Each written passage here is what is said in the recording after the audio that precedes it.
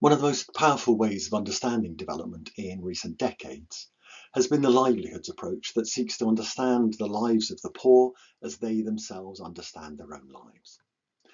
From a livelihoods perspective, what role do ICTs play? This is a standard version of the Sustainable Livelihoods framework, and I'm going to break it into four main elements that relate to ICTs. Starting at the left-hand end, livelihoods are constructed within a context of multiple vulnerabilities. There's little that ICTs can do to directly impact these: wars, pandemics, demographic trends, the seasons. However, for some shocks, ICTs can be used to deliver warnings and/or to bring help.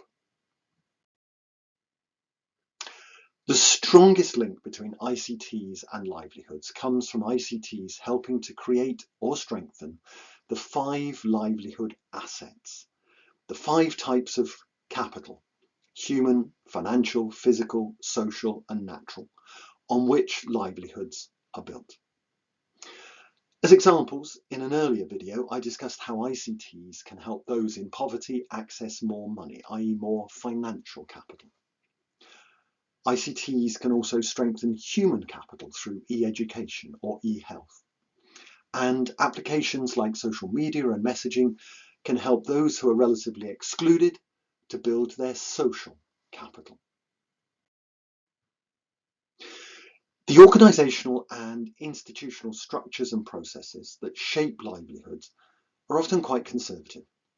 They represent the current distribution of power in society and may serve to dampen the positive impacts that ICTs could have as a buffer to contextual shocks or trends and in providing better access to livelihood assets.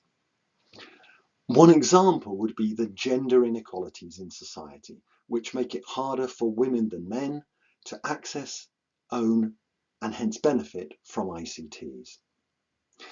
In the framework, these forces may be called transforming structures and processes, but they act to tend to make ICTs anything but transformative in practice.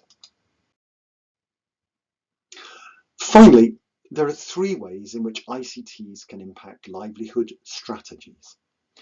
They can mitigate shocks in order to help maintain an existing livelihood. They can improve access to assets that enhance an existing livelihood.